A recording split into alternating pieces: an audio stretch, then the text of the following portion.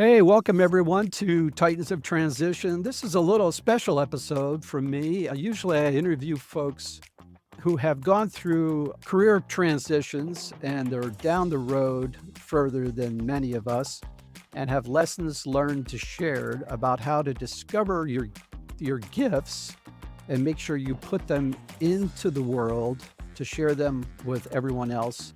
I believe that fulfillment really comes from discovering your gifts and using them to guide you into career choices and life choices. I think a lot of people get frustrated when they go against the grain or they listen to other voices that they have heard growing up. Maybe it's parents who thought they should be a lawyer or a doctor, and maybe they have some aptitude and skill for those things, and they go down their career path for many years and reach a point where they're very unfulfilled. And so I've met up with these people as I've led IT organizations, believe it or not, and coached people to step out of that career. I've also done coaching, and so this is a very common thread. With all that being said, worship ministry, being a worship guitarist, has been a passion of mine on the side. And so that's one of the reasons why I wanted to have this live stream, is because all these folks that are on the stream right now, I follow online, and they help me prepare for serving on a worship team in my church. And I wanted to share that out with everyone. I want to have a little bit of conversation with each of you about how you landed on what you're doing, what it is you're doing, and then we'll get into the nuts and bolts of advice you give to those who follow you, to those who buy your courses, or what you have to offer as well. So with that being said, I would like to have, let's see, who am I going to pick on? I think I am going to pick on Jason. All right. That means I'm your favorite, right? You are the early bird that caught the worm. Because I was trying to make sure everything worked. That was the main reason why. Tell us where you're coming in from, of course, and then go through what you're currently doing, how you arrived there quickly, and what you offer. Sure. 5 My minutes. name is Jason Houtsma. I founded WorshipArtistry.com back in 2011 with the intention of just equipping guitarists to be able to just play with passion and confidence and to lead that way in church. And I had actually just quit music full time when the kind of conversation started. I was like, I can't do this anymore. I'd been in bands. I had led worship a long time. But this ended up having a conversation that just sparked this dream to, at the time, there was very little online. Like you had YouTube, and it was like me and Brian Wall from Worship Tutorials, we each had like 200 views on YouTube. And so I leaned more into the arrangement and coaching. I've taught private lessons for years. And so it was a real natural move for me to just lean more into the actual online teaching and arranging and just trying to help guitarists. If there's a single guitarist for a church, which is my experience, to be able to take that, to be able to prepare every Sunday and understand a song. And so we do tutorials that lean into that and really focus on everything from like total beginners all the way to, I sometimes use my own website to learn songs. So we go more for the experts as well. So all that, just trying to equip the church.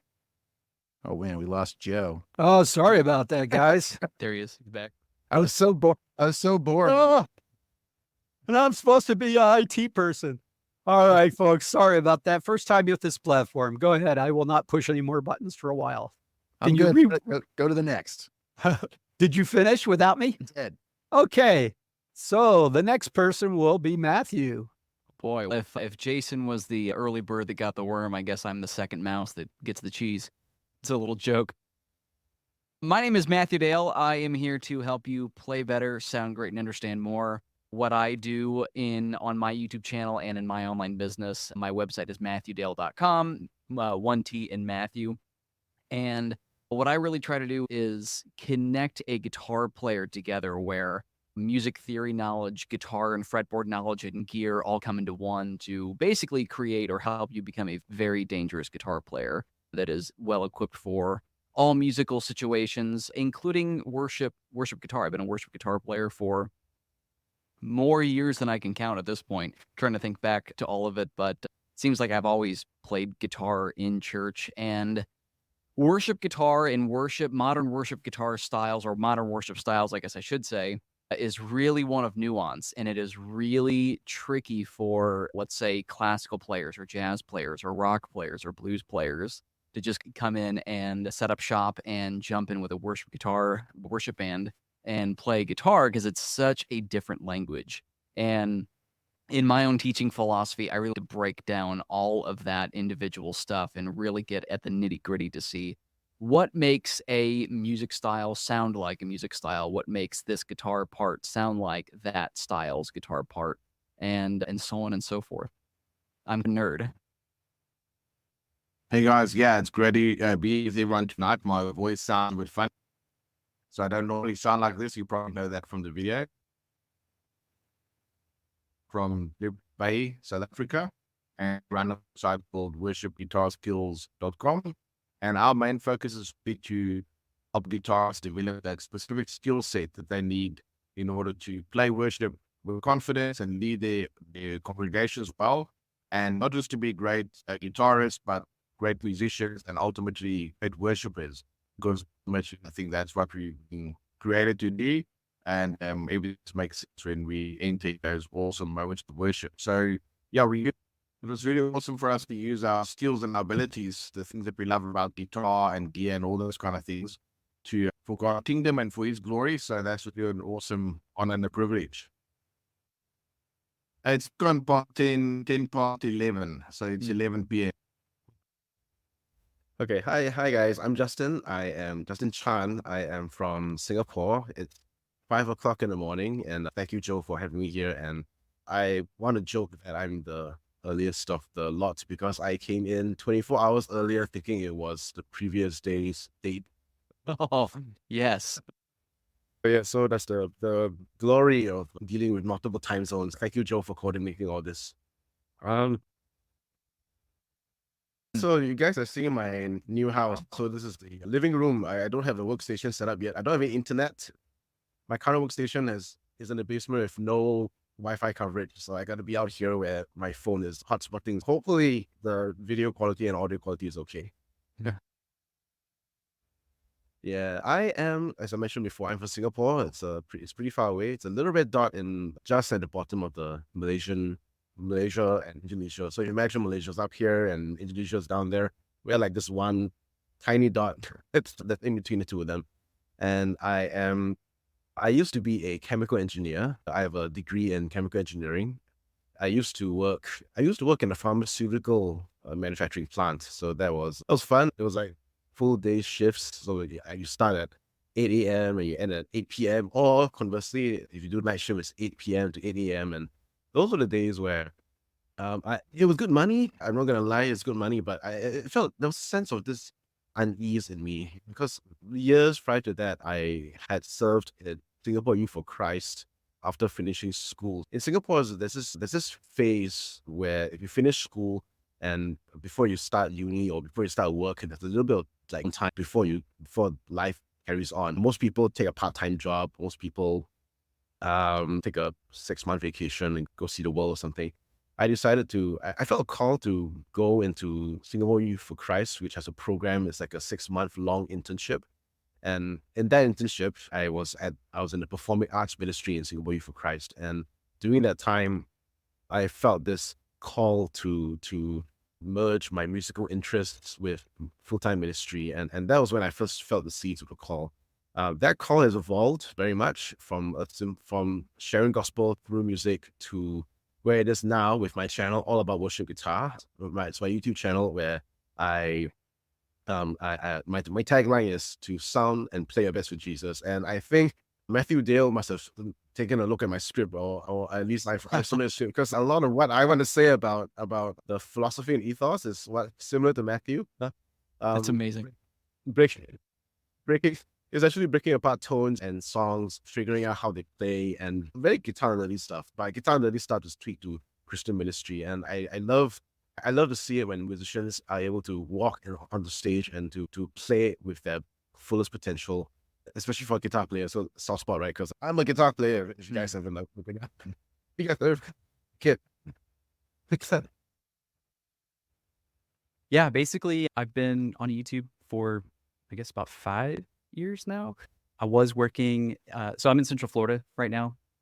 About 5, 6 years ago, I was working at a church. I was a music director up there. And it was one of those things post-college. I felt like I landed my dream job. It was just like, this is amazing. I really had a heart for ministry and music ministry. So I did that for about a year. And then everything was going pretty well, but then got married. And then pretty soon my wife started running into some health, kind of chronic health stuff. And long story short, we ended up needing to move and came to this place of, I felt like I was doing what God called me to do, but then wasn't able to do it.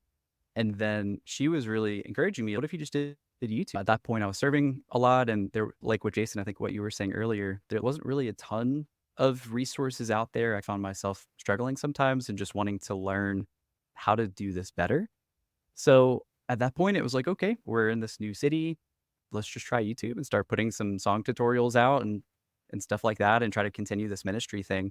And maybe it doesn't look the way that I thought it was going to look a couple of years ago, but yeah, now it's, I guess, about 5 years later and it's evolved. And yeah, really just trying to reach other guitar players who were similar to me when I first started playing in church. And it was like, what is all of this? How do you learn these songs? What is tone? How do you do this thing with excellence from the gear side of things to the actual learning how to do all this stuff? Yeah, just trying to provide resources for those people out there. I live in Nashville, Tennessee, in an Airbnb right now. I'm house gets worked on, so I don't have hardly any of my stuff with me at the moment. But yeah, so I've lived in Nashville for about 6 years now. I play lead guitar on a worship team here in Nashville. We actually just merged with the Life Church out of Memphis, so I've got a few locations all across the globe actually. So really cool to see what God's doing there and to see how that develops. Other than that, I play country music professionally. I play kind of whatever other gig I find opportunities for as well.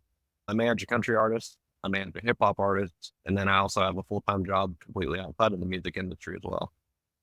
You guys all had angels talk to you, right? Yeah. That's what happened to me. That's normal, Exactly. right? I could jump in real quick. I think opportunity is something that happens at different times in different places. I don't know anybody who is actually a full-time musician that took a straight shot. It's not like being an accountant where you're like, oh, I graduated college and I got this degree and now I just go down this road. It's doing a lot of different things. For me, I was in different bands. I was in an indie rock band. I was in a worship band. That band almost got signed. Whole label rearranged like the day after we did our audition. It was great. It was super cool. I had quit music as a full-time job and then literally 3 months later started up worship artistry. And so I think it's something that you're passionate about it. And so you're constantly preparing for it because that's just what you do, because that's what you love. And then the opportunities come along. So I would love to hear other people's stories because they're never normal. Yeah, I feel like I've fought with it for a little while. Like I always knew that I wanted to do music. I took guitar lessons all the way from when I was like 6 years old and that big, and was always just highly interested in music.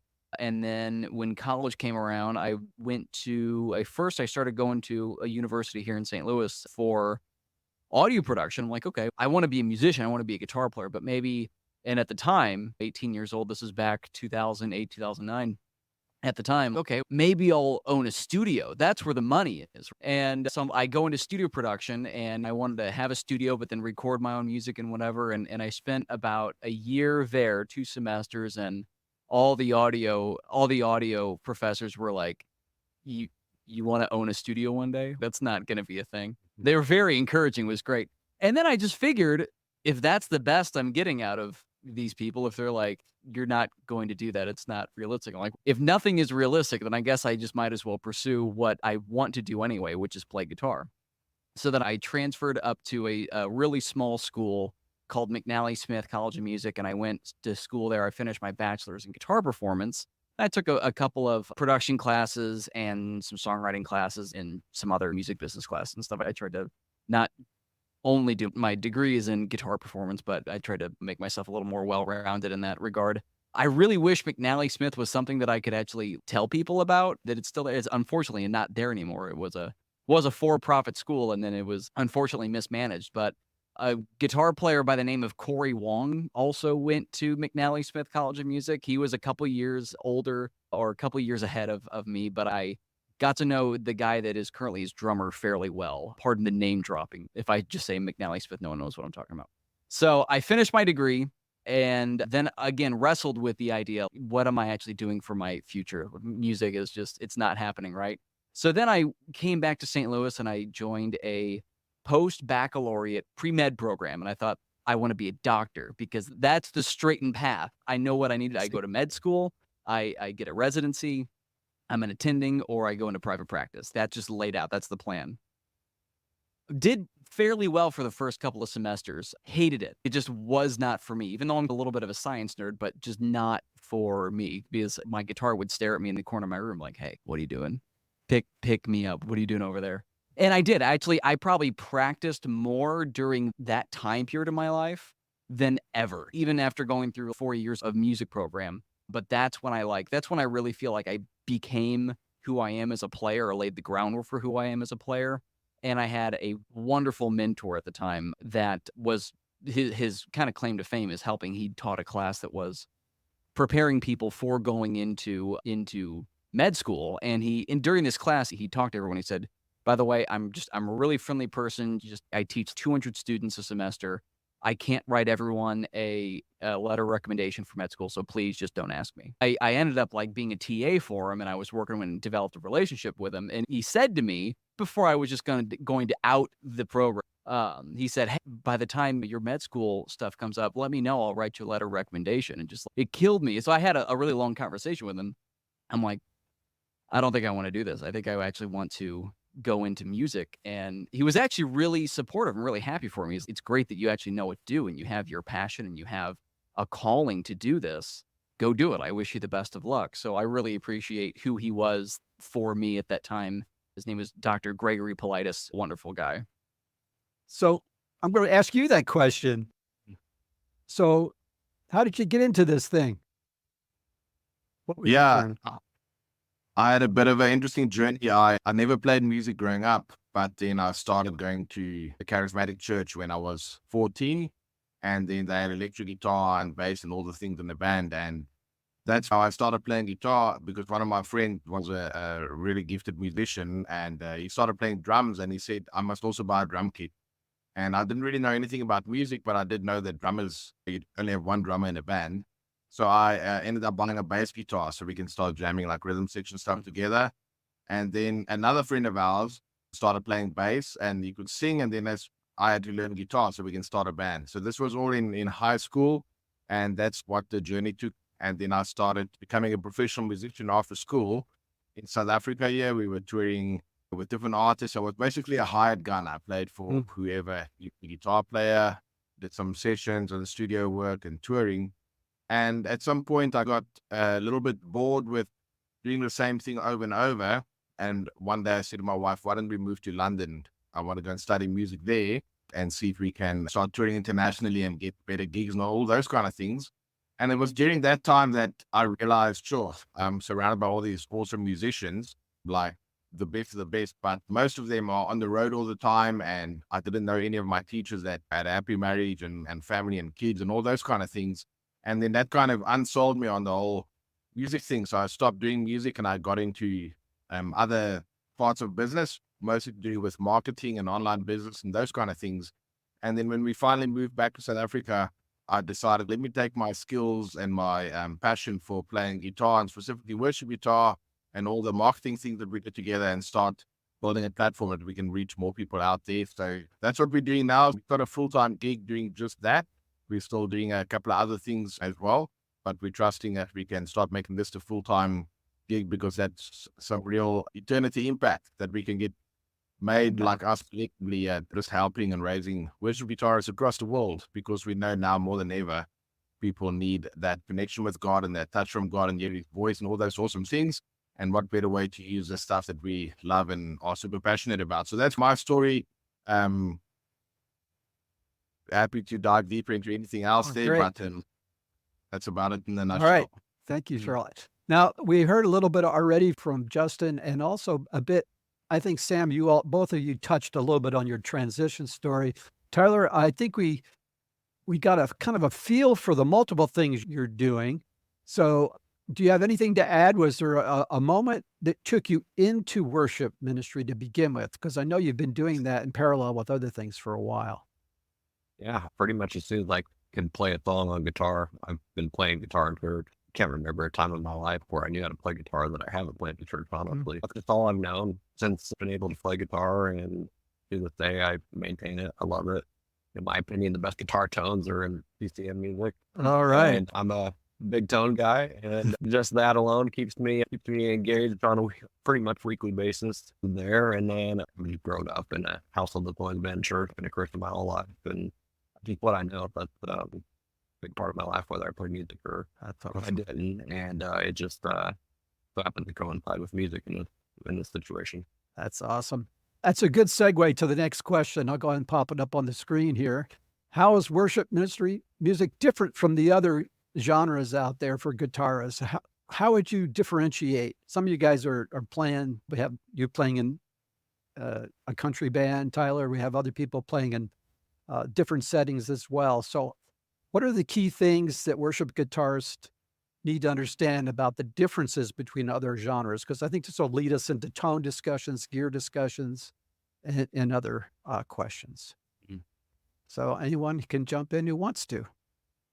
I would say that, and we were talking a little bit about this in the chat before the live stream, but understanding the proper chord voicings and the proper ways to actual comp, like rhythmically comp in a worship setting, are dramatically different than blues, rock, and in other like classic styles from the 1950s up to the 1990s, something like that.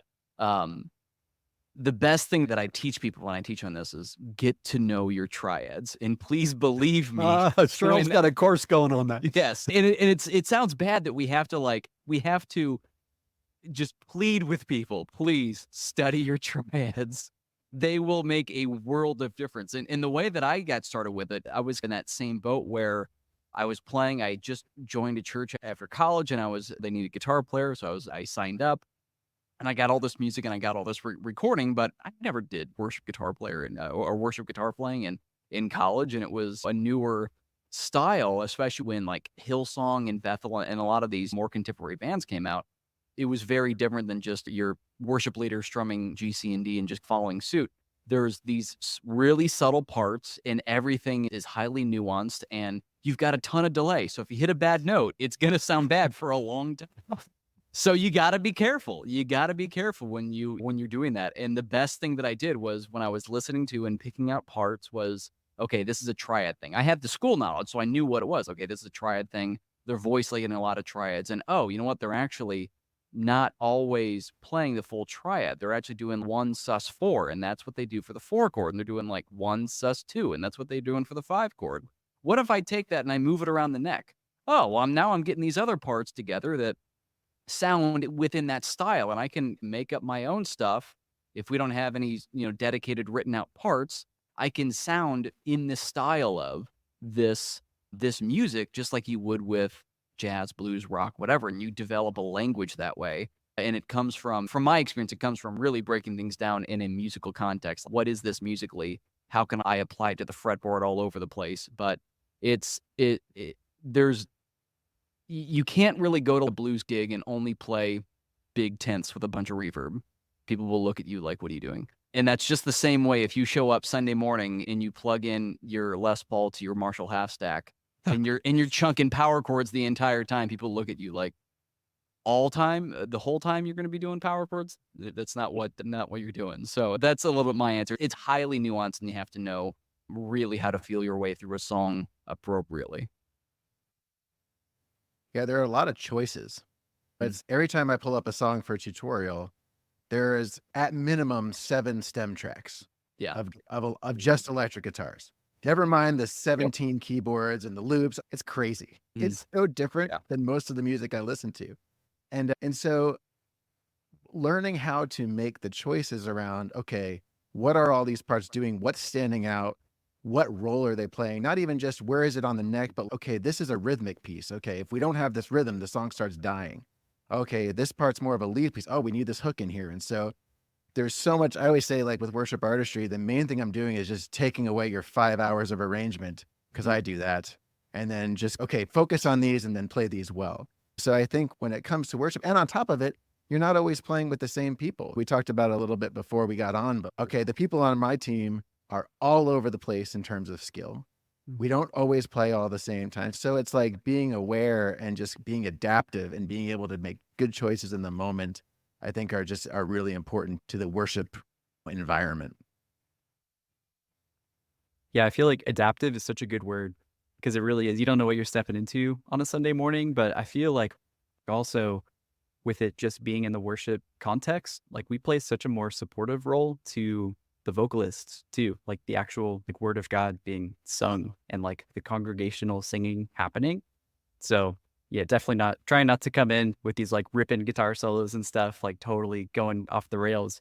Obviously there's a time and place. So if it calls for that, you'd go for it, because yeah. But I agree. Yeah, I think adapting with what the setting calls for and what the worship leader calls for and what the environment looks like in that moment.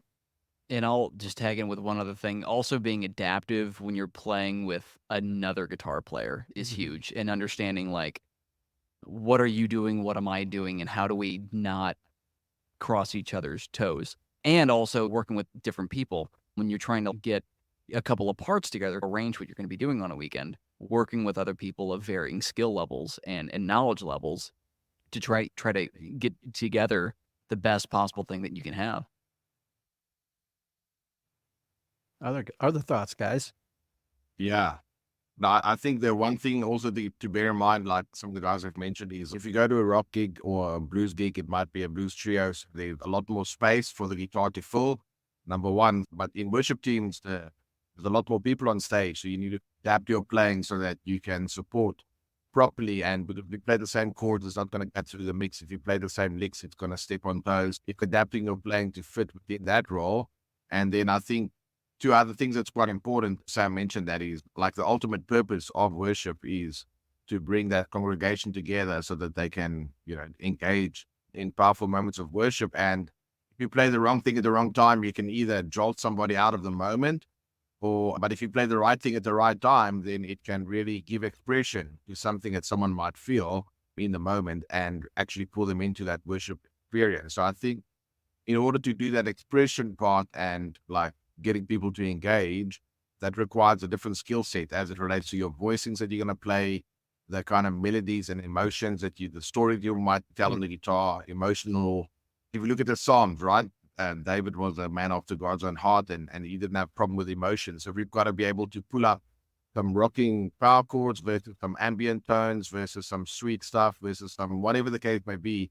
I think when you start adding those flavors, then it makes a sweet aroma. People pull people into that moment. So we get a lot of comments on, not a lot, but the hater comments that we get is that there's no such thing as worship guitar. And then I always think there's jazz guitar, different kind of voicing, there's blues guitar, there's rock guitar. So definitely there's worship guitar from that point of view. It's a different style, and also the outcome is different. Instead of us being the main thing and like you would get at a blues gig or whatever, we are there to play a serving role. So I think those couple of things, when you take that into consideration, it helps your approach and to prepare your heart as well, because your heart has to be right. You can't have all the skills and step on stage with your heart not being right. Whereas I heard Bono once say something about the fact is that all the rock stars definitely need to have big issues that they're dealing with because they need all these thousands and tens of thousands of people to scream at them and tell them how great they are. So there's like a hole that needs to be filled. And maybe he was saying that as a joke, but I think that having the heart right and understanding community and connection and all those kind of things, there's quite a lot to get right. And yet at the same time, God can use whatever you've got in your hands. So you just got to bring that with the right heart, and then God can multiply that. I used to joke that worship music as a genre, it's like how if you hear, and the beautiful thing about worship music is that it's multi-genre in that you hear all the music of the world, right? Like blues, rock, country even. And all these genres exist in worship, CCM as well. And the joke is you take the difficulty slider from 10 and you drag it all the way down to 2 or 3. And that's where you get the level of music in church. And I don't mean that as a bad thing. I say that because the music that resonates on Sunday is the music people can relate to, people can sing along to, and the musicians who can play the most proficiently at. So I do find that worship music is, at least the music that resonates more with the congregation, is simpler and vocal focused, and the parts are not, instead of a 128 bar a blues solo, it's 8 bar solos or 4 bar solos even. And this having to the vocals, having to serve that vocal layer to make sure that every people are singing that the lyrics right. And that influences note choices, as to both note and tone choices, as to whether the part is going to be taking away attention from that vocal layer or from the lyric. And so there's a acute sort of attention paid to layering, I think, and especially for modern CCM and modern worship. I like when Jason said that you had to choose between 7 or 9 guitar stems, and some of those parts are like one note throughout the session. Some of those are just like this 100% reverb mix, and just like this guy in the background like doing a mosquito trail thing, but you just hear. Those are the parts that I always learn. That's what They're a great way to get ready for Sunday. yeah. Yeah, so that's worship guitar, and we have to play these parts without distracting people, and I think that to me is both the beauty and the challenge of playing in church. You remind me of Steve Luther's comment about, I think it was human nature, where he was brought into that session. I don't know if you guys saw that, where the producer basically said, I need something here. I need something. It's missing something. I need glue. And he has that little rhythmic line that he plays over and over again simply, and then repeats. And if you listen to that song, it's, oh my gosh, you can't imagine that song without that little hook and that lead part in there. And I think the challenge sometimes, this is where I think God deals with people internally.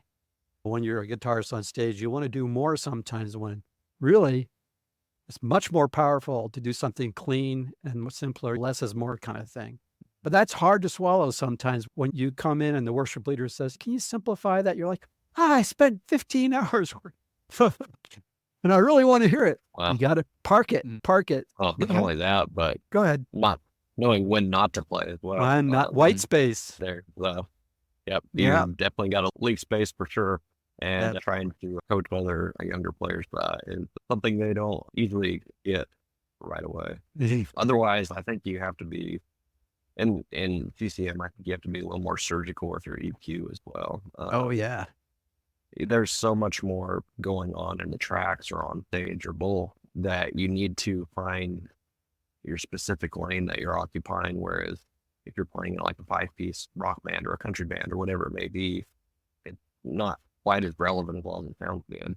But in CCM, it really is. Otherwise, you can muddy up your mix super quick. And then on top of that, like paying really close attention to like your reverbs and delays, because usually if you dial a decay wrong or a repeat too high, it can get in the way of the part and ruin that as well. So I think tonally and EQ wise, there's more attention that needs to be paid, especially on modern CCM music, than you would maybe have to the same degree in other genres.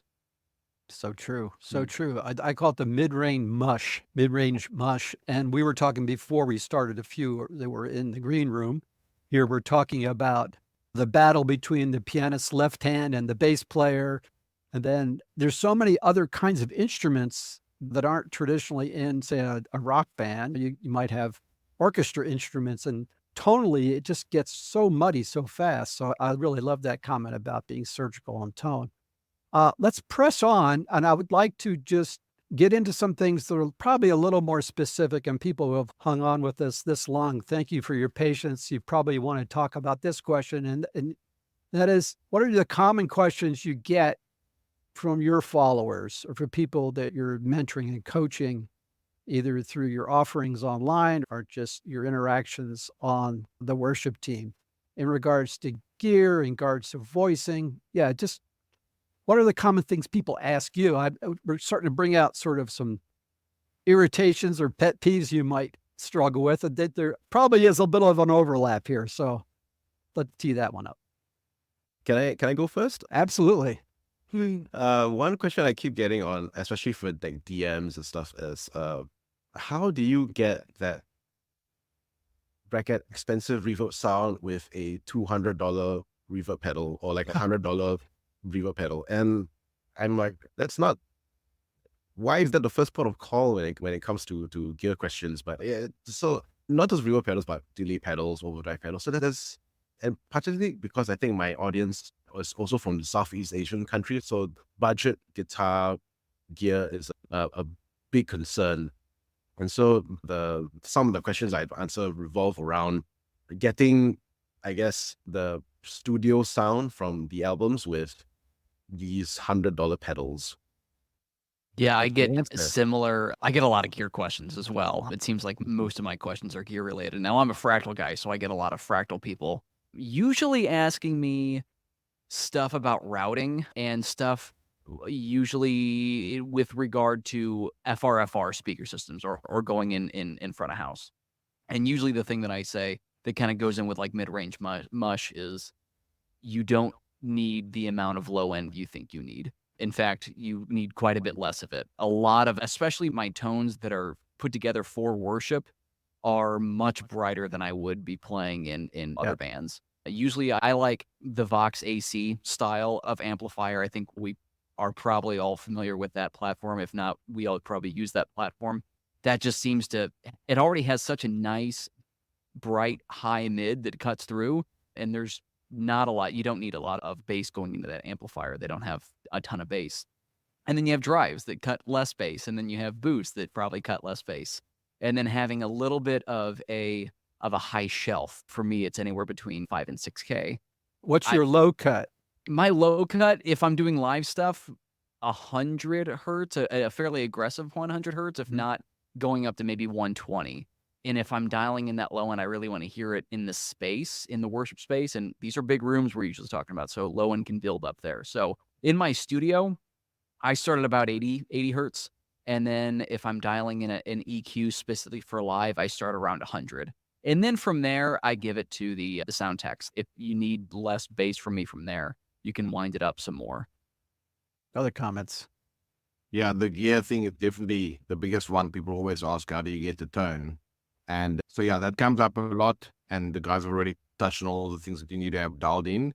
And so one thing I normally tell people, of course, you got to get all that stuff dialed in correctly. But tone is definitely that thing that I was saying. The fingers, I think there's a lot of truth to that because I never truly understood that. But I used to work for the Guitar Techniques magazine in London. And I used to then go and interview famous guitar players, and then I'd sit and talk with them for an hour or so while they would play. And then afterwards we film it, we'll transcribe it, and then it goes into the magazine. And one day we were lucky enough to do an interview with Joe Satriani, and we had to take an amp to the hotel because he didn't have all of his gear with him. It wasn't at the venue.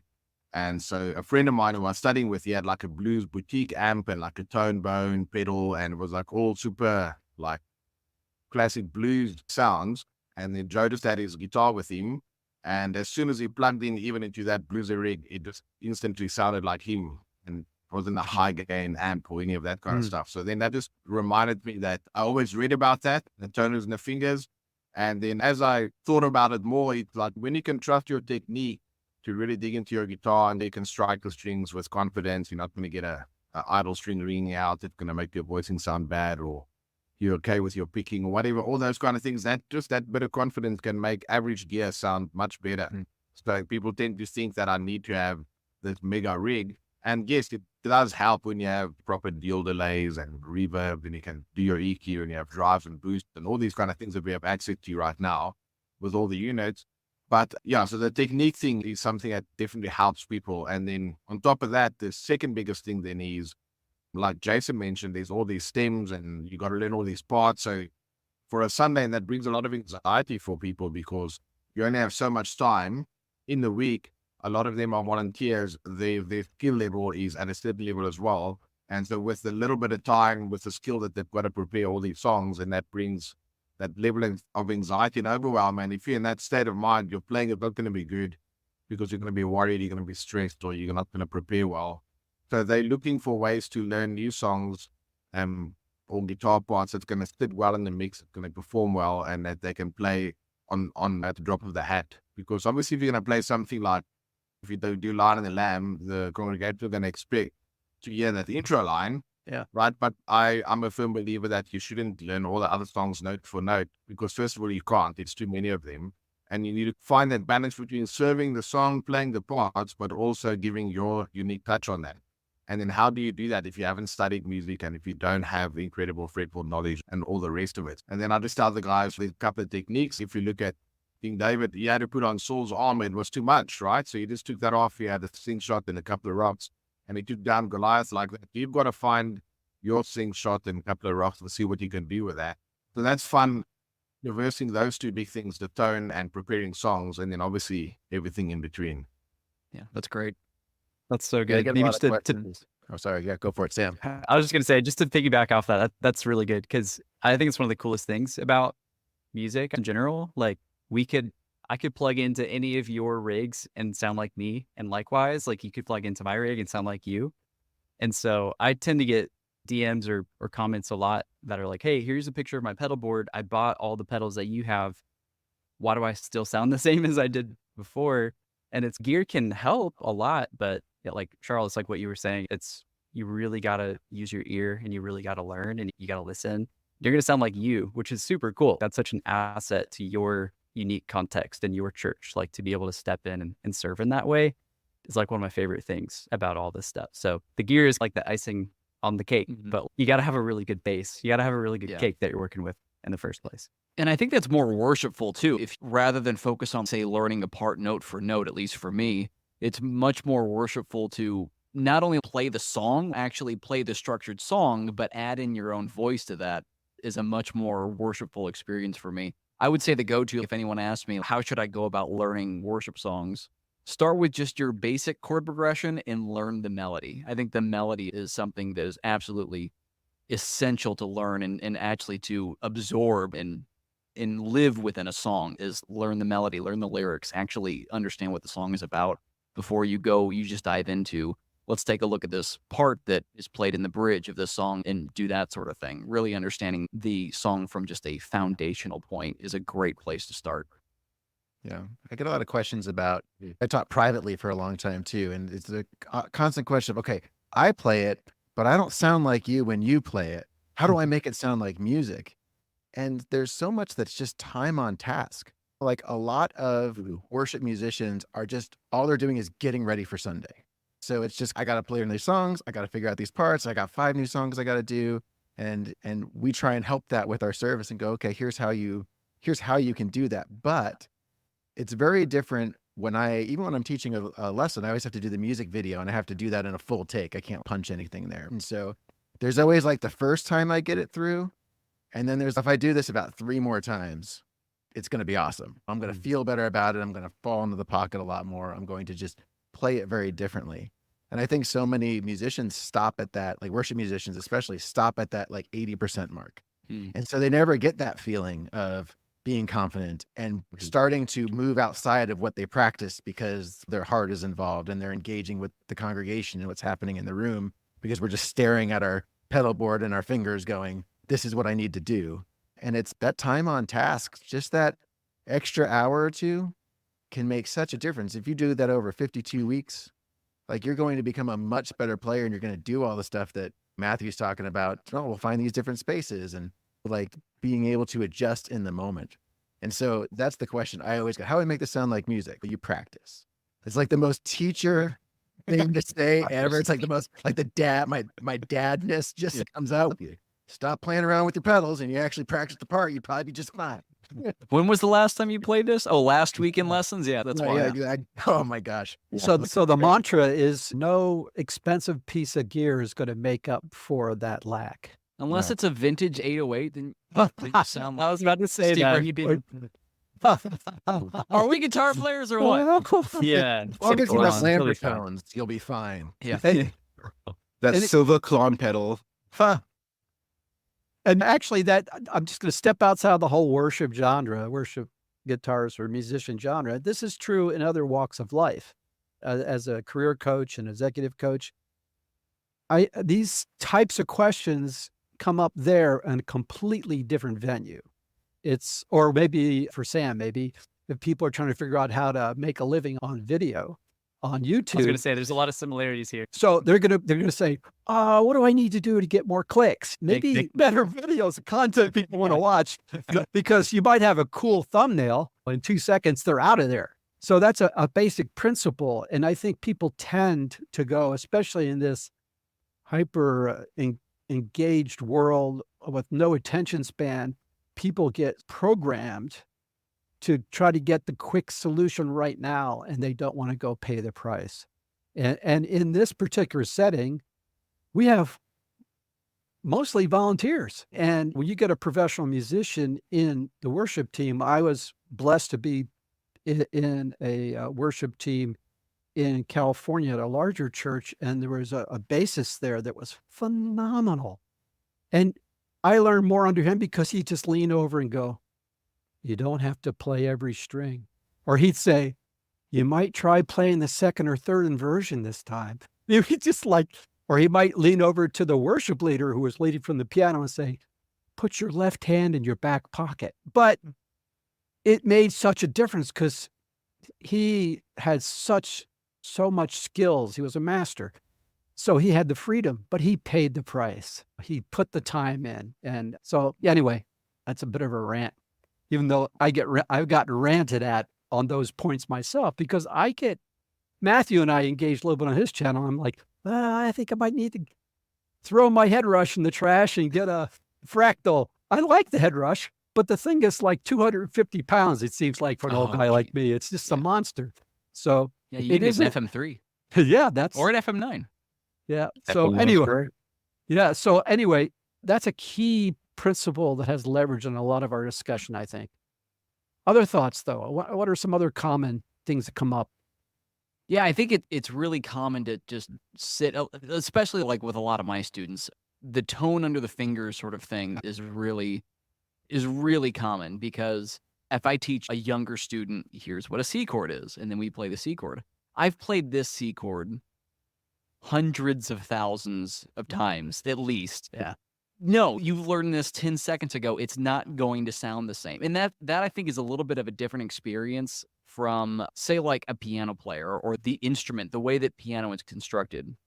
If I go up and I just hit middle C on a piano, it's not going to sound that different from a master piano player going up and just touching the middle C. Now, master piano player can just play circles around me, right? But the mechanism for creating tone on the instrument is much more automated on something like the piano. So the tone is being generated by the piano, but with guitar, you need calluses. You need proper technique sometimes it's an arch technique, sometimes it's a flatter technique. It depends on what you're playing. You need to sit with the guitar for a much longer amount of time.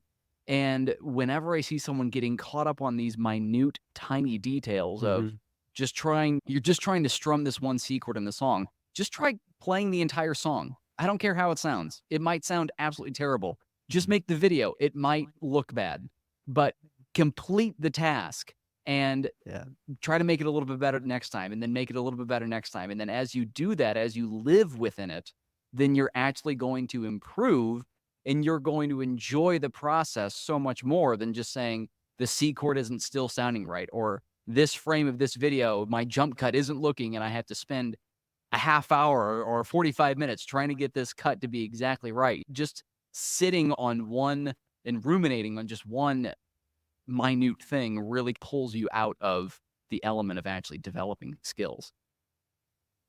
Yeah, I get a lot of questions too about breaking out of patterns.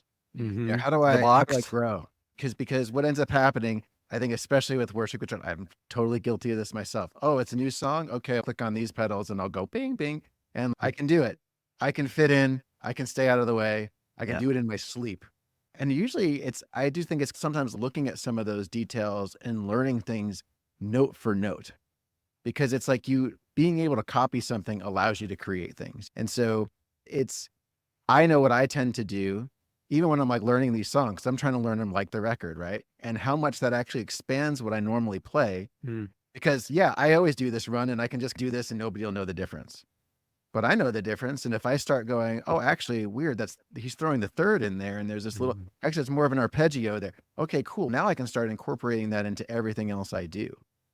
But sometimes it's taking the time. We so quickly want to be like, cool, I can play it, that we jump over those things. And people are always like, what scales do I need to learn? What theory do I need to learn? It's how are you at playing that one riff? It sounds great. No, it sounds like tennis shoes and a tumble dryer. Let's maybe tighten that down. And it's funny because when you force people to slow down and actually really work on those stupid little details that we think don't matter, it actually makes a huge difference. Everyone wants the secret. And then Right. you tell them there isn't. Just slow down and take a really close look at this. And then It's all these apply that. YouTube guys that keep going, if you just do this one thing. Yeah.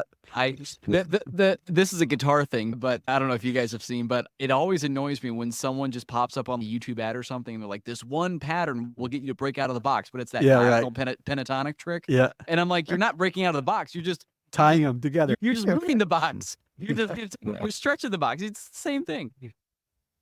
You want to break out of the box. You truly want to break out of the box. Solo on one string at a time. The Yeah. best advice I can give to any of my guitar students. Try to make music without any boxes. Just one string. And if you can't do that, then you don't know the music. You don't know how music actually works. Try to build nice, compelling melodies on one string at a time. Great tip.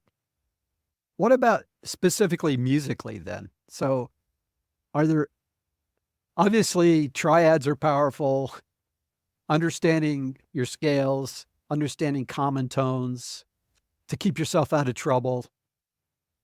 What are some tips we could offer that we think would be helpful, especially in this genre? The major scale is pretty good. It's a pretty good place to start. Yeah. I would say that for most worship musicians getting into it, understanding how chord progressions work is really good. I said major scale as a joke, but it is true. Like really understanding where a lot of most worship music is diatonic harmony, and understanding the 1 chord, the 4 chord, the 5 chord, and the 6 chord, the 4 And- main chords. And being Mr. Nashville, Tyler, Nashville numbering system to be not. Yeah, it's Yeah. pretty critical. I played a 4-hour gig with 30 minutes notice, knowing only the Nashville number system and the key we were in, so it's pretty helpful. Otherwise, I would say internalize the song and the chord progressions. Be really familiar with the song, where, and especially dynamically, big difference. Sound more professional or playing with dynamic, and a lot of people miss that. And so knowing when those moments are and why they're there is important too. Yeah, I'd add learn to play in time. I think Mm. nowadays too. It can be helpful. It's true. Nowadays, Just everybody uses slowing click down. tracks now. Yeah. There have been so many times back when I was working in ministry where we had great musicians, they just couldn't play to a click. They couldn't stick to it. So I think that, like, more and more nowadays where more churches are using tracks, and especially as a newer musician, it can be intimidating. Like I remember putting in-ears for the first time and it was just difficult, but I had learned to play to a metronome. I had when I was like 12 years old, I had one of those old fashioned like analog metronomes. Yep. So just slowly learning licks that way. So it's really important to learn to do that. Yeah. Playing in tune pretty big too. Yeah, boy, you're Learn how to tune your guitar. Yeah. The basics make it about- big different.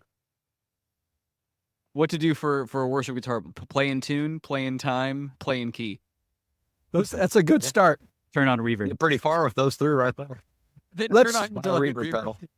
Here's something about playing in time I just want to throw out and see what you guys think. There are certain parts that we have in worship music that are U2 like, that have a dotted eighth and a quarter delay.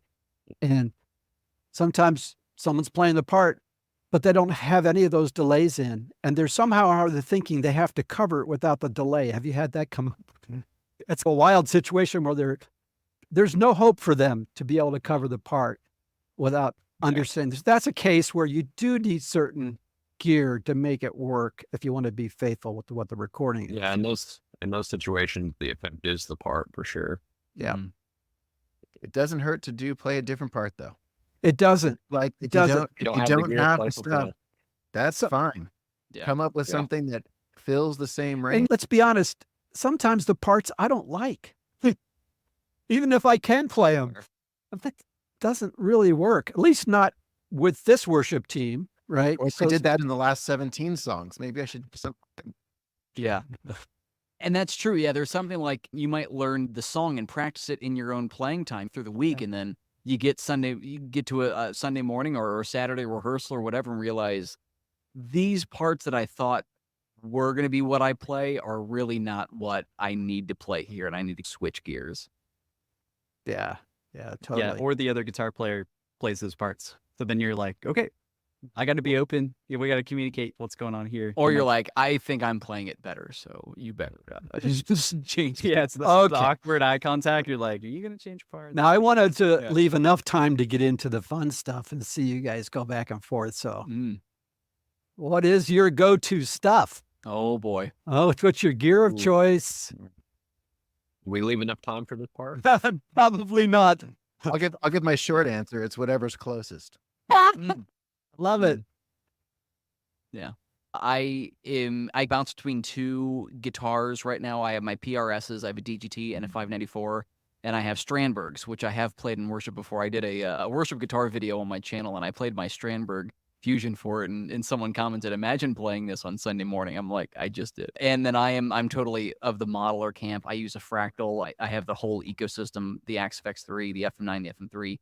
I probably use the FM9 the most. It just has all the most switches on board for all of my tone changes and effects, and I can run stereo, and running stereo I think is huge to get that worship sound and to get those expansive delays and reverbs. I run 2 different IRs, so sometimes I'll run 2 different amps and I'll do a Fender and a Vox sort of thing, but sometimes I'll at least just have a couple of different IRs going, so I have a 57 and a 121 on one side, and really go for just the big added width that you can get. But I will probably very rarely turn on my tube amps at a live gig these days.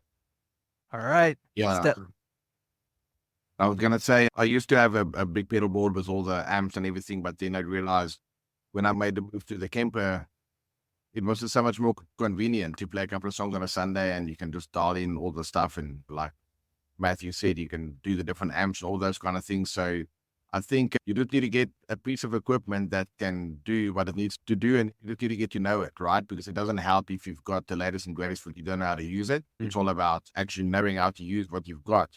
And so it's not necessarily the latest and greatest gear out there, because gas is a real thing, that gear acquisition syndrome. But that's one of the things that gives you a false sense of making progress, but you're not actually just spending more money, and you're not spending time with your guitar. So I think that's a big thing. And for me, guitar-wise, I've got a couple of guitars, but I mostly just use my PRS Custom 22, which I've had for over 20 years. And I think that's another important thing. You just got to know where to find things. Because when I go to my Music Man or Strat, then all of a sudden the neck length and everything is different. Not quite like it. So I can play that guitar with my eyes closed, and I can really trust my gear. So I think that's important. If you need to get a certain tone, or you need to get a note, you trust what you've got. And the funny thing is, we normally do a live stream once a week, and we get questions and stuff, but I guess most people are doing other things while they're watching, so they're not always that engaged. But the one day I just asked people just to let me know what gear they used, and then the chat was just lighting up with like a scroll, right? Because everyone's just like letting you know the gear. That shows you there's a little bit of an unhealthy obsession on that side. Of course, it's important, and you've got to get what you need. But I think we've covered those elements, just improving your playing. And then Jason said the gear that you've got closest by should do the trick. It's not the gear, it's about the application and how you use it. The Green Machine is what I look at your guitar, your PRS, right? That's the one you're talking about, isn't it? Exactly. Yeah, it's a Green Machine for sure. I love that one.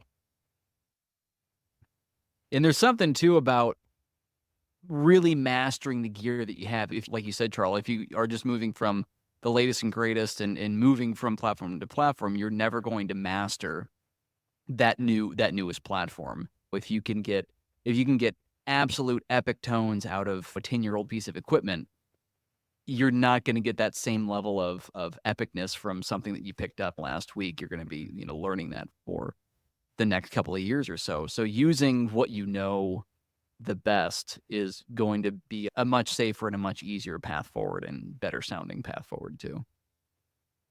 Yeah, that's so true. I had a funny story about like photographers. People would then say, you must have a really great camera or whatever, but it's not the camera, it's the photographer.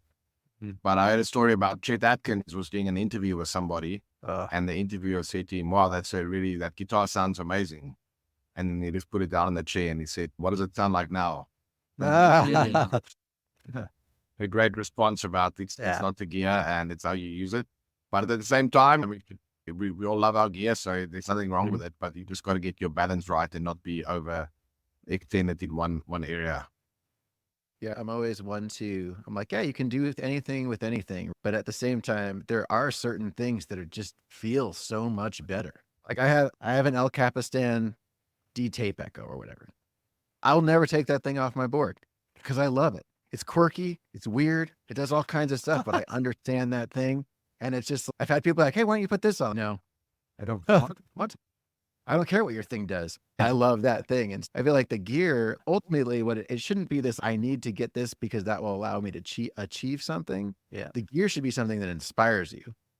I joke around and say, oh, the thing that's closest, but honestly, I play every guitar really differently. Everything changes when I pick up my Strat versus when I've got my Tele versus the Les Paul. Like the way I play the notes, the way I approach every part, it all changes, which for me, I get crazy bored. I've taught 700 song lessons at this point. Guys, I'm going insane. It's my job. We most of and so like anything that kind of helps inject new life into things is really fun. But it's all about like, how is this going to inspire what I do rather than help me achieve some thing that I hold at some standard that I think I need to hold because that's what everybody does. Yeah, that's so good. That's exactly what I think through if I'm going to buy new gear. Maybe the first thing is this a wise financial decision? Like, do I have the money to do this? is the juice worth the squeeze? Is it worth Your it? wife is usually good at telling you that. Oh, No, but really, I think it really is just an extension of our creativity. And so I always think of just, is this going to make me want to create more? Because I think a lot of this comes down to the like consumerism versus creating as well. So if we're just consuming all of the time and let me just buy the newest pedal, let me buy the new Big Sky MX because it's new and it's going to make me sound better type of thing. Maybe it could really inspire you to pick up your guitar and play more. But I think whatever's going to lead you to create more, that's going to be the thing that's probably going to be worth it to keep on your board. Because similarly, Benson preamp, that's the El Cap for me. Similar to what you were saying, Jason. Benson preamp, I got it. Was amazing. Made a horrible decision. Sold it to try something else, and it was awful. And I got it back, and I'm just playing so much more. So it's keeping its spot from now on. I think that's important too for like students. If I'm teaching a younger student and a parent doesn't really want to like, we're just trying it out. We'll just see. We got this old guitar from our neighbor who bought it 20, 30 years ago and it's Bowed not, neck. bowed neck, not in tune. Like, they're not going to enjoy playing on this. Right. You'd be better off buying something that is enjoyable to play on. And I'm of the camp, like if your student has been telling you time and time again they want to learn electric guitar, don't buy them an acoustic guitar. Yes. Get them an electric guitar. Because that's what they want. That's what they're actually going to pick up and practice. If you want to get you the most bang for your buck, get them the thing that they've been begging for. That's the parents. The acoustic guitar over the electric guitar is you got to learn piano first. But I don't want to learn. It's 6 years of piano, and I got better on guitar in 6 months than I ever got. It's literally my story. Jason. Picking up the guitar. No, I don't want to play piano. Give me an acoustic. I don't like acoustic. Give me an electric. And then here we are. Yeah. That's crazy. That's crazy. Any other thoughts there? Let me have a couple pedal board folks. I know Sam and Tyler, you still pedal board primarily as well? Yep, I'm back to pedal board this year. I was on the M9 for about 4 years and Yeah, back to the pedal. back on a big board right now. Yeah. And Jason, your pedals mostly. And then we have Matthew and Charlotte doing all-in-ones of different types. And I know, Justin, you go back and forth between pedals and all-in-ones as well. So that's an interesting thing. And then this whole capture technology versus modeling. I think all these things fit into the same theme is don't get distracted by it's like the first 95% of getting there is all in the fingers and in the time practicing and in the stuff that in the trenches grinding it out. The last 5% are these where we spend most of our time talking to people about, right? So it's, that's an interesting thing. They're all tools. You just need to be familiar with what you have. Right. Yeah. Exactly. And we live in a time where like 20 years ago, Oh. 15 years ago would have been like no one's using digital anything. And now we have, not only do we have the full like analog cams and the full digital cams, Strymon's been putting out digital pedals, fantastic digital pedals ever since they've been in the inception. I just recently got rid of a Flint, and I thought I'd never get rid of a Flint because I think it sounds awesome, but I'm paring down on all of my analog pedals because I do so much digital these days. But that's another thing. We're never really going to sacrifice, in this day and age, we're really not sacrificing tonal quality for analog, for digital, for plugins, for modelers, for capture devices, tube amps, whatever. We're never really going to be sacrificing. If you're buying, let's just say, general professional grade equipment, we're not really going to be sacrificing tone quality. But like we've been talking about, whatever you find is most inspiring to you, you're going to get the best results out of. Mm-hmm. And what we need is a company like a gear timeshare where you have nominal credits and you can just swap things out. There are pedal subscription services. Are there? Yeah. You can actually. I never get an idea out there. You were that close, Joe. You were so close to be revolution. So close. Yeah, back in Singapore, we've got a service called Rent a Pedal, and this company you apply for it, and they send you a pedal out. You play for it, you play for a bit. Once you're done with the 30 days, whatever, send it back, and that way you can have a revolving door of gifts. I wanted to switch back to another topic that I think needs some more discussion. I'll pop it up, and that is the whole silent stage challenge. And one of my biggest frustrations over the years is the crappy sound I get back into my ears.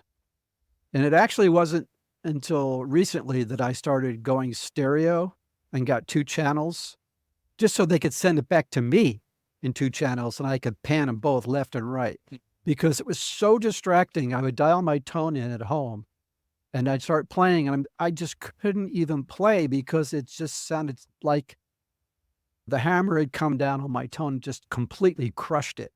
So that's one thing. And then the challenge of working with, it's all a lot of volunteers, right? So you got volunteers on the desk too.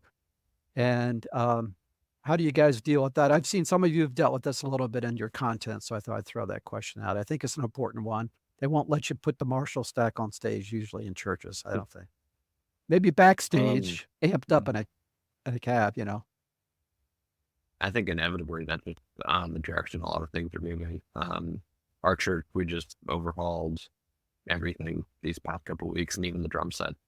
Yeah, finally, we got a $10,000 BWV kit, and so it looks and sounds just like the real thing, but it's still a silent kit. It sounds incredible, but that's my first experience playing with a decent, even electronic kit that's been enjoyable, and haven't even noticed or miss it compared to other electronic kits I've played. But like even outside the church spaces, a lot of natural stages are silent stages, a lot of tours are silent stages, mine maybe the drum set.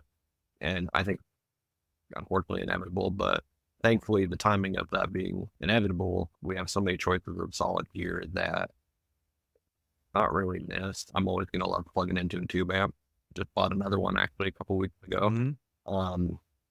I think it's always gonna have its time and place, but it is adjustment. But thankfully the gear is so good, and there's so many players in the game that offer great gear that I think it's a great time to be a guitar player and have access to even the Wittek one that just came out for almost nothing. You can have an incredible sound and go stereo if you want for a couple $100 and nobody would know the difference in audio.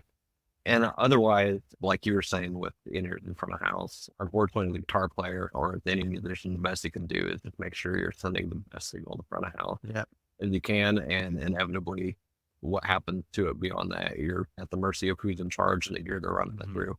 Sometimes they'll sound great, other times you don't want to pick up the guitar ever again after that gig.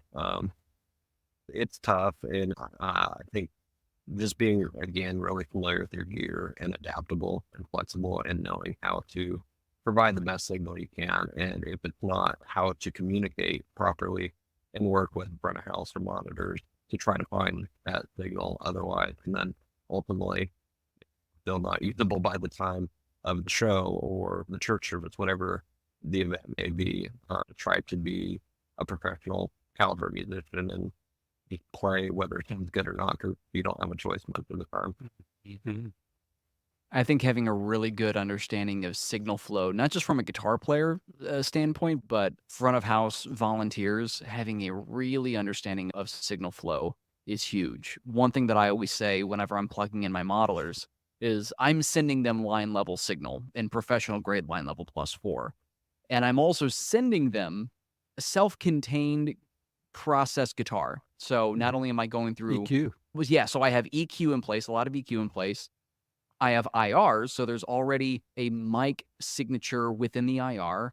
I have compression already in place.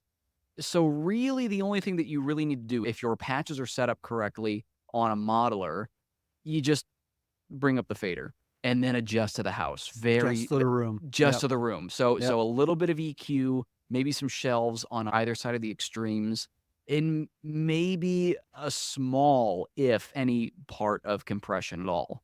And I think that big, like that hammer coming down and squashing your tone, that happens to me all the time because there's a certain level of signal processing that happens on a board that I see with volunteers. Because, okay, maybe if you have a little bit of a background in audio, that, okay, I'm getting a guitar signal. So I'm going to want this EQ, I'm going to want this compression, and I'm going to want to set it up this way. And we need to turn up the preamps.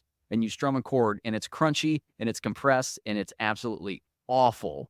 And that's, I tell them all the time, I try to be as nice as I can, but can we try turning off everything that you have on my channel and just start from there? And usually 9 times out of 10, it ends up being better. And I tell them, bring the preamps way down or bypass them if you can bypass them.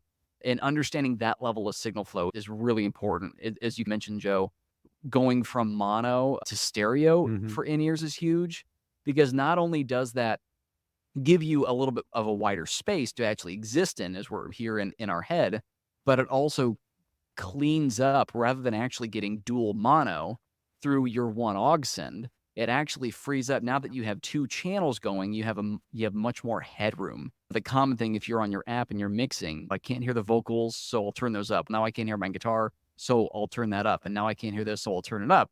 And it keeps going up and up. And you don't really realize, because you can turn your master down on your pack.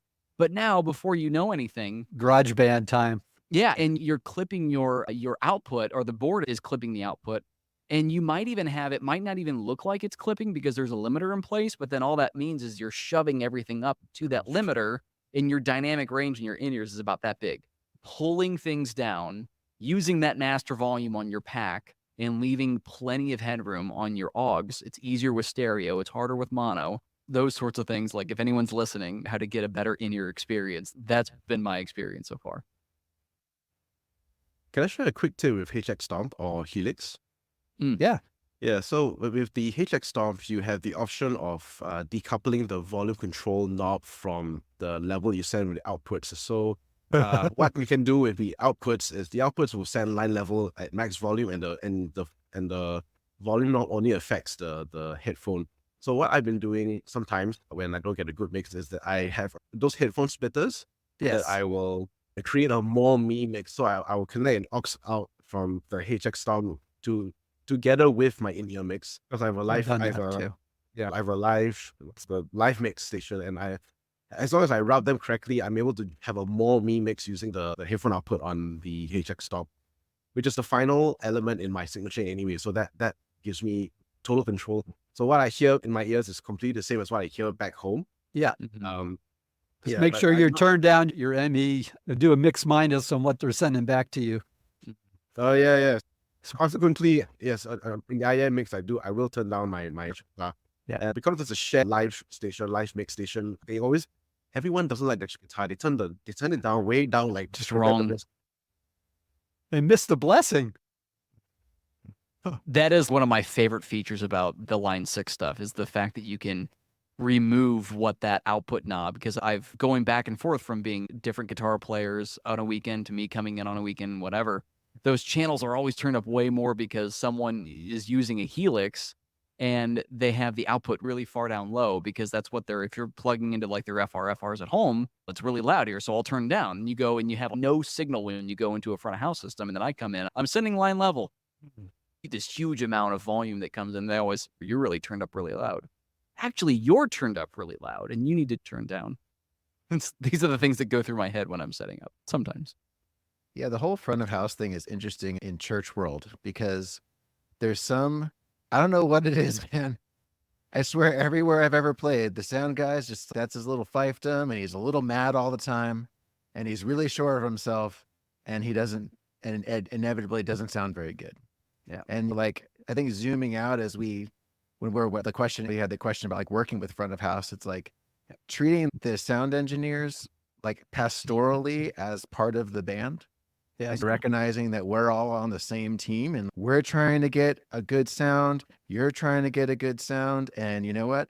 Matthew's got some good ideas about what's wrong with this, and that's okay. Getting some humility built into that arrangement. And it's difficult, especially if you're having different people all the time. But a lot of times there's kind of these undercurrents of like bitterness and pride and all this stuff built in there.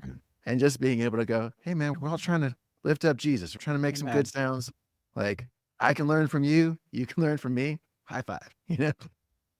Yeah. The other thing in smaller churches in particular too, is that tends to be a position where all the Sunday morning experience gets to be thrown on them. That's not on stage. So at least at our church, a smaller church down here in Florida, that's what's going on with that individual. He's a young guy, but he also has to make sure he has all the tables and chairs set up in the foyer. He's got to make sure that all the classrooms are ready to go. He's like the detail. He gets the last minute PowerPoint or slides to push up for the pastor. So they're under a lot of pressure and they typically don't have any training on what they're doing.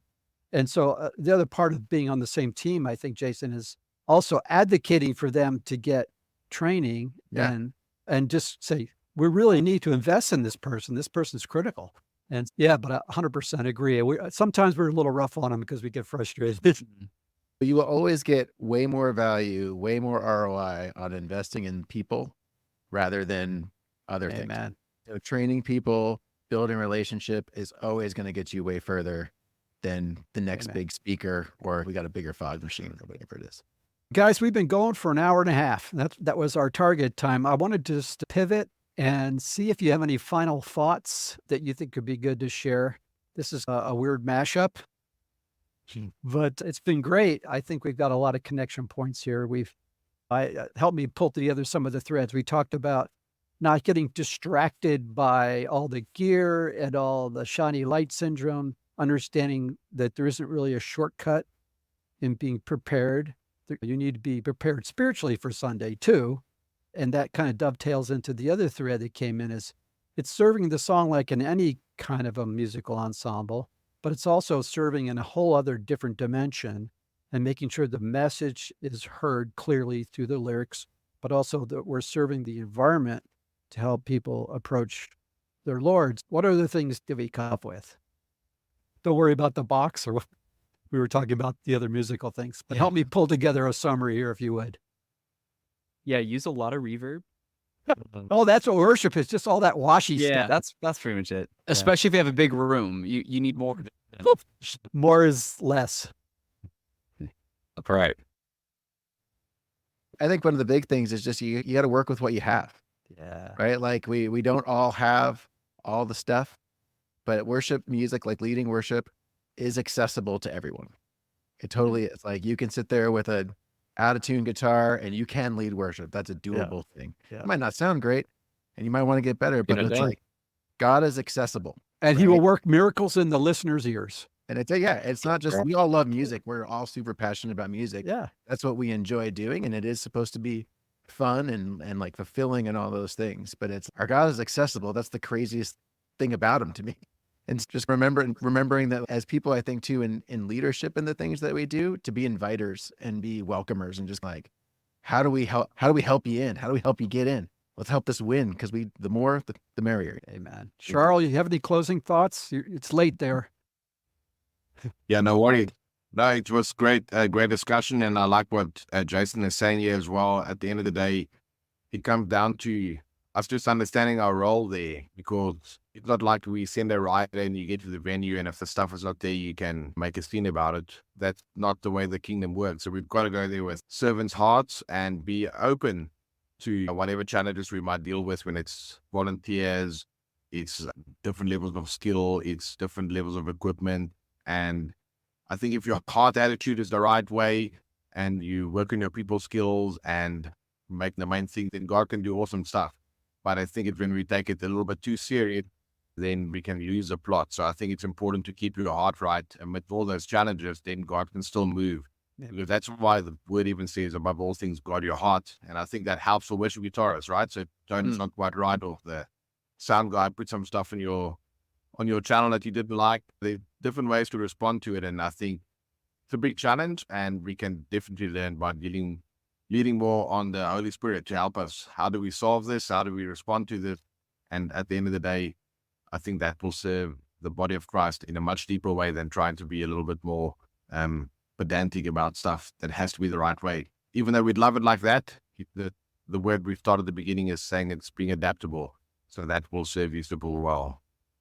I think I'd like to have a closing summary thought following from Charles. I really love his analogy of the slingshot and having your personal slingshot. What's your slingshot versus the standardized military equipment that you see out there? And I think it's important for worship guitar players to realize that they have a unique voice, they've been made uniquely, and so they've got a voice to contribute to their ministry. So it's not about chasing after the Duesenberg and the $10,000 pedal board, but if God has called you into a place where to serve Him, if you just need an Ibanez and a $100 Moore pedal, let that be the personal slingshot. If that is your slingshot, use that slingshot to serve the Lord with. Amen. Amen. Great word. And I would say that vocationally, as Joe, you've put this podcast together to take people from one career into the next career, looking for something that is a better fit or they have a better calling to do. We're all here as musicians because there's something within us that just calls us to music, that calls us into this thing. And it's really easy for us to have these conversations. It's really easy for us to be really involved. And I think that's a big thing where we can always get into the minutia of what effect settings, what part to play, this, that, and the other thing. We can ruminate on all those things, but living within what it is that you're called to do and continuously doing it and going the distance and worrying more. Now, I guess worrying isn't the word, but pursuing it over a longer period of time more day after day is much better than seeking perfection before you go do the thing. So even if someone is starting a brand new vocation and they're really worried about this sort of thing, it's better to be just really involved in the process and do what you can with what you got, and then enjoy as much as you can. Not that we don't have days that we feel like are work. I'm sure we all have days where this feels like work today, but at the end of the day, I would assume that we all love music and doing what we do so much that we can enjoy the process going throughout and don't get too held up on seeking perfection. You're not going to get there. Tyler, any closing thoughts? Dang, I don't know what to add. Y'all have Don't have to. already. Practice that guitar. Yeah, there you go. I will say it's been a real joy for me to have you guys together. I appreciate you having the hearts you do to serve the Lord and being sensitive to that talent that the Lord has given you, the parable of the talents, that you're getting maximum gain out of it for the kingdom of God. So with that, guys, God bless, and get ready for Sunday. And Jason, you got to hit 1,000 tutorials before you complain, at least, right? Think of it this way: I've done an acoustic lesson. Oh, that's for everyone. So technically, it's more like 1,500. There you go. Yeah. Going from there. I'm playing a new song Sunday. How quick can you get a video out? What's the song? He's probably got it. Another one, Elevation. I need. Oh gosh, I'm literally working on that this week. All right. So you guys have each other's emails. Send it over before Sunday if you got it. All right, guys. This was really cool. God bless. Stay in touch. God bless. Take Thanks so care. much for having me on. Yes. All right. Bye-bye, guys.